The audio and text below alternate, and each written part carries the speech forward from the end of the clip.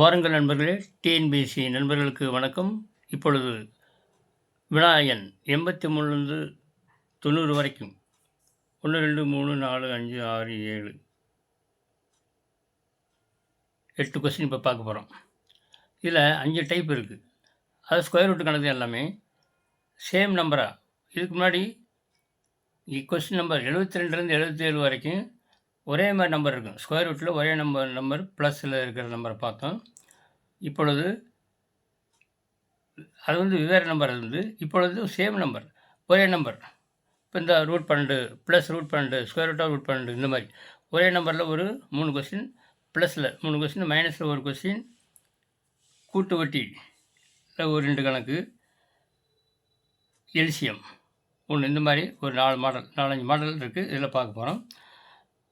இந்த இதில் எல்சிஎம் கொஞ்சம் வித்தியாசமாக இருக்கும். அது 90வது கொஸ்டினில் வருது. அப்போ நான் சொல்கிறேன். இப்போ 83வது கொஸ்டினை பாருங்கள். All are interesting sums. நீங்கள் பார்த்து மகிழ்ச்சி அடையணும், சந்தோஷம் அடையணும். விட வந்துச்சா, இவ்வளோ ஈஸியா? இதெல்லாம் ஷார்ட்கட் மெத்தடில் சொல்ல போகிறேன். எப்படின்னு பாருங்கள். நான் சொல்வதை விட நீங்கள் அதை புரிந்து கொண்டு மகிழுங்கள், வாழ்க்கையில் வெற்றி பெறுங்கள். இப்பொழுது 83வது question, square root of 12 plus square root of 12 plus square root of 12 plus square root and so on இப்படி இருந்தால் தான். கவனிங்க, அண்ட் ஸோ ஆன் அப்படின்னா இதனுடைய மதிப்பு எப்படி? ஷார்ட்கட் மெத்தட்னா 12 எப்படி ஃபேக்டரைஸ் பண்ணலாம், காரணிப்படுத்தலாம்? 4 3 12, 4 3 12ன்னு காரணிப்படுத்தலாம். இப்போ இதில் 12 ப்ளஸ் அப்படிங்கிறனால இந்த 2 நம்பரில் எது பெருசுன்னு பார்க்கணும். 4 தான் பெருசு. 12 ப்ளஸ்னால் 2 நம்பரில் பெரிய நம்பர் எடுத்துக்கணும். 12 மைனஸ்னா தான் சின்ன நம்பர் எடுத்துக்கணும். 3 ஆன்சர். 12 ப்ளஸ் அப்படிங்கிறனால பெரிய நம்பர் 4 தான் விடை. அப்படின்னா இதனுடைய மதிப்பு 4. இதுதான் ஷார்ட்கட் மெத்தட். அடுத்து 84வது கொஸ்டின்,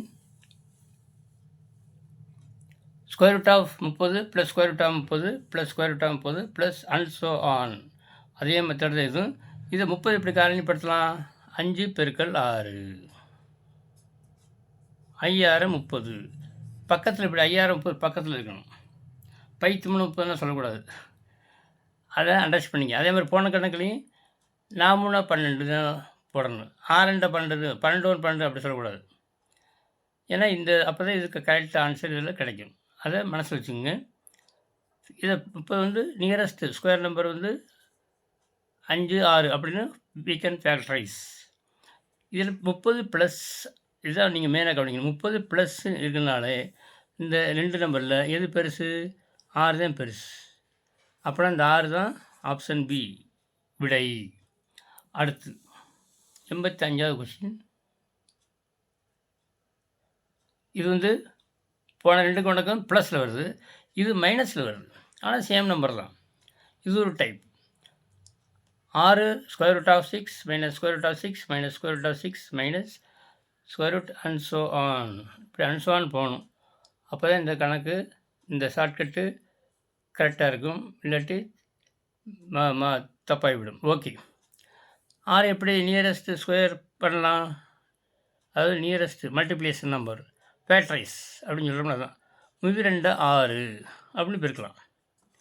இப்போ இதில் 6 மைனஸ்ன்னு இருக்கிறதுனால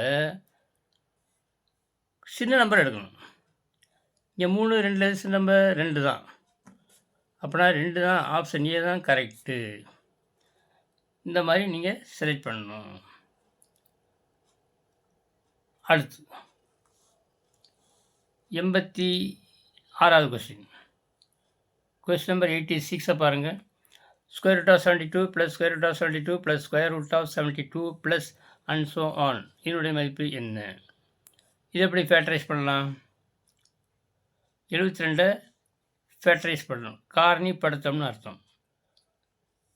9 8 72. ஏன்னா 12 72 வருது. அதில் டிஃப்ரென்ஸ் ரொம்ப தூரமாக இருக்குது. அதனால் 36 × 2 அது 72 தான். ஆனால் அதெல்லாம் போடக்கூடாது. நியரஸ்ட் ஃபேக்டர்ஸாக இருக்கணும். பக்கத்தில் உள்ள நம்பராக இருக்கணும். அது 2யும் பெருக்குனா 72 வரணும். அந்த எண் வந்து 9872.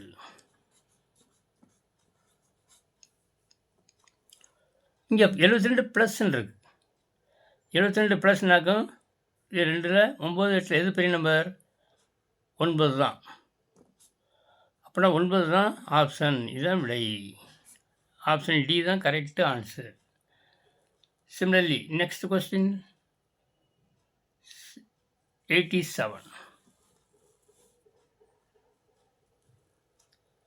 Square root of 3, square root of 3, square root of 3, square root of 3. இதெல்லாம் மல்டிப்ளிகேஷன் இருக்குது. ஆன்சர் கிடையாது. நல்லா பார்த்துக்குங்க. இதே மாதிரி இந்த 3 பேர n, square root of n, square root of n, square root of n, square root of n அப்படி இருந்தாவே அது n தான் ஆன்சர். அதே மாதிரி இதுக்கு வந்து 3 தான் விடை. Option B. ஒரே நம்பர் இருக்கணும், மல்டிப்ளிகேஷனாக இருக்கணும். அந்த மாதிரி ப்ளஸ் போன கணக்கில் பார்த்த மாதிரி ப்ளஸ்ஸு மைனஸு அதெல்லாம் வரக்கூடாது. கட்டாயம் இதெல்லாம் அடிக்கடி கேட்கப்பட்ட கேள்விகள். அதுதான் நான் இப்போ டெய்லி போட்டுக்கிட்டு இருக்கேன். டெய்லி 5 கொஸ்டின் 4 கொஸ்டின் இந்த மாதிரி சமயத்தில் 10 கொஸ்டினோட போட்டிருக்கேன். நீங்கள் சர்ச் பண்ணி பார்த்தா தெரியும். டிஎன்பிஎஸ்சி அப்படின்னு ப்ராக்கெட் போட்டு மேலே டாப்பில் இருக்குல்ல, அது மாதிரி 83 கொஸ்டின்ஸ் அண்ட் ஆன்சர்னு போட்டால் வந்துடும். அடுத்து 88வது கொஸ்டின்.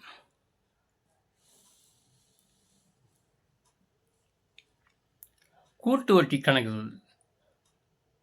கூட்டு வட்டி பெறும் ஒரு தொகை 2 வருடத்தில் 3 மடங்கு ஆகிறது எனில் அது எத்தனை வருடத்தில் 27 மடங்கு ஆகும் அப்படிங்கிறது தான் கேள்வி. இந்த மாதிரி கணக்குக்கு மடங்குனா மேலே எழுதிங்க. மடங்குனா மேலே, மல்டிப்ளிகேஷன் மடங்கு மேலே எழுதணும். ஆண்டுகள் அல்லது வருடம் வந்து கீழே அடிக்கணும். மேலே வந்து மடங்கு வந்து பெருக்கல். மேலே உள்ளது என்னது? பெருக்கல். கீழே உள்ளதெல்லாம் கூட்டல். மேலே உள்ளதெல்லாம் பெருக்கல்.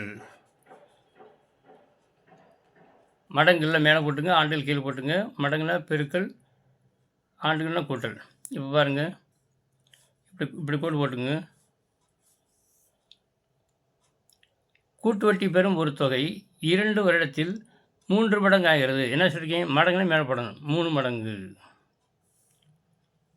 கூட்டு வட்டி ஒரு தொகை 2 வருடத்தில் ஆண்டுகளை கீழே போட்டுக்கணும். 2 வருடத்தில் 3 மடங்கு ஆகிறது எனில் அது எத்தனை வருடத்தில் 27 மடங்கு ஆகும். கீழே வந்து கூட்டணும்னு சொல்லியிருக்கேன், மேலே வந்து பெருக்கணும். இங்கே 27 மடங்கு கேட்டிருக்கு. அது எத்தனை வருடங்களில் 27 மடங்காகும். மேலே வந்து பெருக்கணும். 3 மடங்கு போட்டுங்க.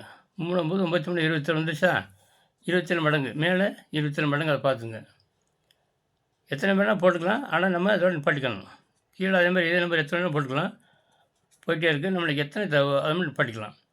கூட்டு வட்டி பெறும் ஒரு தொகை 2 வருடங்களில் 3 மடங்கு ஆகிறது எனில் அது எத்தனை வருடங்களில் 27 மடங்கு ஆகும். மடங்கு மேலே பாருங்கள், 27 மேலே பெருக்கணும். 3 9 93 27. அப்படின்னா இதை மட்டும் எடுத்துகிட்டா போதும். 3 9 93 27 மடங்கு ஆகுது. எத்தனை வருடத்தில்? கீழே என்ன செய்யணும்? 2 கீழே போட்டணும், ப்ளஸ் ஆண்டுகளை போட்டணும். 2 2 4 2 6. அப்படின்னா 6 வருடத்தில் அது 27 மடங்கு ஆகிறது. 27 மடங்காக 6 வருஷம் ஆகிறது. ஆப்ஷன் பி தான் கரெக்ட் ஆன்சர். இதுவும் அடிக்கடி கேட்டிருக்காங்க. Shortcut method. இந்த மாதிரி கொஸ்டின் அடிக்கடி நீங்கள் ப்ராக்டிஸ் பண்ணிக்கலாம். நீங்கள் ப்ரிப்பேர் பண்ணும்போதே ஒவ்வொரு மாடலும் தனியாக நோட் போட்டு எழுதி வச்சுங்க. அப்போ தான் மறக்காது. அது ஃபார்முலா எல்லாமே தனித்தனியாக நீங்கள் எழுதி வச்சுக்கிட்டால் கடைசியில் எக்ஸாம் போகிறதுக்கு முன்னாடி நீங்கள் அதை ஒரு ரிவைஸ் பண்ணால் உங்களுக்கு ஈஸியாக இருக்கும். அடுத்து 89வது கொஸ்டின்.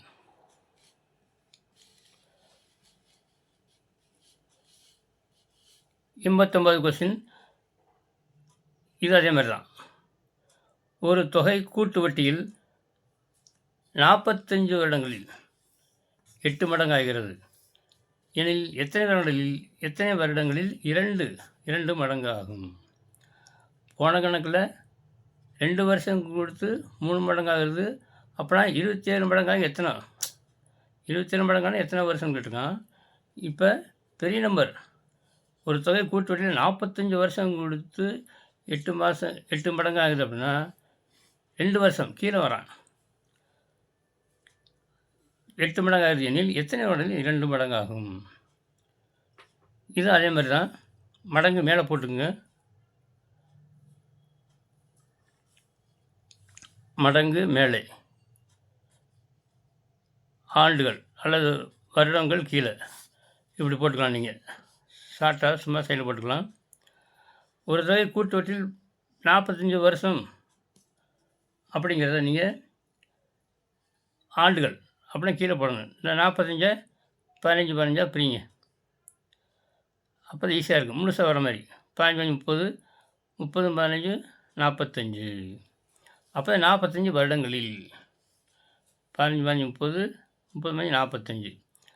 ஒரு தொகை கூட்டு வட்டியில் 45 வருடங்களில் 8 மடங்கு ஆகிறது. 8 மடங்குன்னு இங்கே மேலே இருந்து பெருக்கணும். 2 2 4 2 2 8 இது வரைக்கும். அதுக்கப்புறம் போயிட்டே இருக்குது. நம்மளுக்கு அதெல்லாம் தேவையில்லை.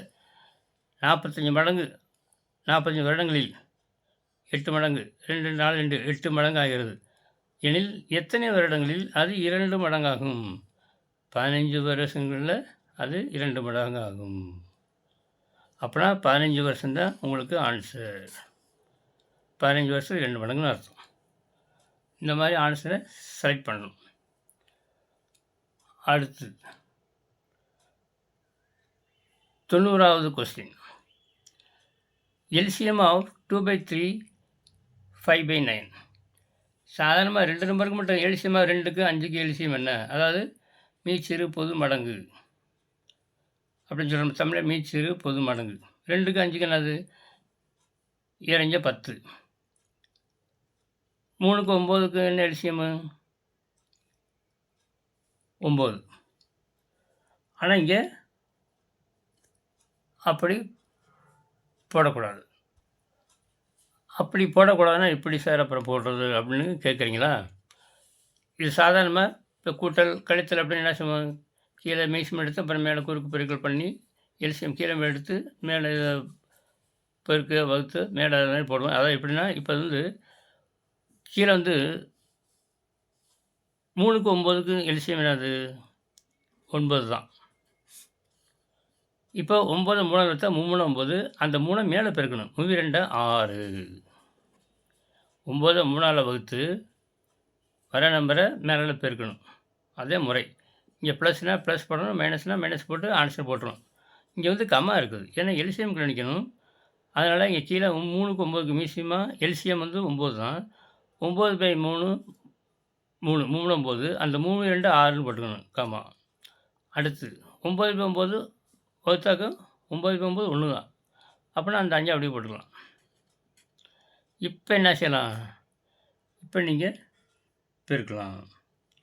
இப்போ 6க்கு 5க்கு எல்சிஎம் என்னது? மேலே எல்சிஎம் ஆஃப் த நியூமரேட்டர் தொகுதி, கீழே பகுதி மேலே தொகுதி. தொகுதிக்கு எல்சிஎம் என்னது? 5000 30. ஏன்னா ப்ரைம் டு இச்சது ரெண்டும் பகா எண்கள். எதுவுமே இது அடங்காது. ஒன்று விழா கொண்டேன் கொடா கண்டேன்னு சொல்கிறோம்ல அது மாதிரி எதுவுமே அடங்காது. அடங்கா பிராணி சொல்கிறோம்ல அது மாதிரி. 5000 30 ரெண்டையும் பெருக்க வேண்டியது. இந்த மாதிரி கேஸில் 5000 30 அது பெருக்கிறன் மேலே எல்சிஎம்க்கு. கீழே 9 தான் எல்சிஎம். 3க்கு 9க்கு எல்சிஎம் 9.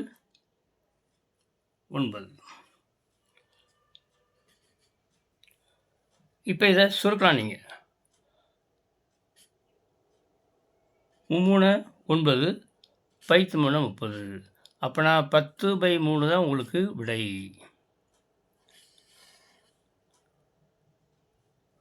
10/3 தான் உங்களுக்கு எல்சிஎம். LCM of 2/3, 5/9 is 10/3. ஆப்ஷனில் 10/3 எங்கே இருக்குது? சி இங்கே இருக்குது. இதுதான் ஆன்சர். ஏன்னா இது எல்சிஎம் கணக்கில் வித்தியாசமாக இருக்குது. நன்றாக இந்த கணக்கில் நீங்களும் வேறு நம்பர் போட்டு ப்ராக்டிஸ் பண்ணி பயிற்சி செய்து, முயற்சி செய்து நீங்கள் தேர்வில் வெற்றி பெற வாழ்த்துக்கள் கூறி விடைபெறுகிறேன். அடுத்த வீடியோவில் சந்திக்கும் வரை உங்களிடமிருந்து விடைபெறுவது மேஜிக் ஸ்கொயர் டேபிள் கணபதி.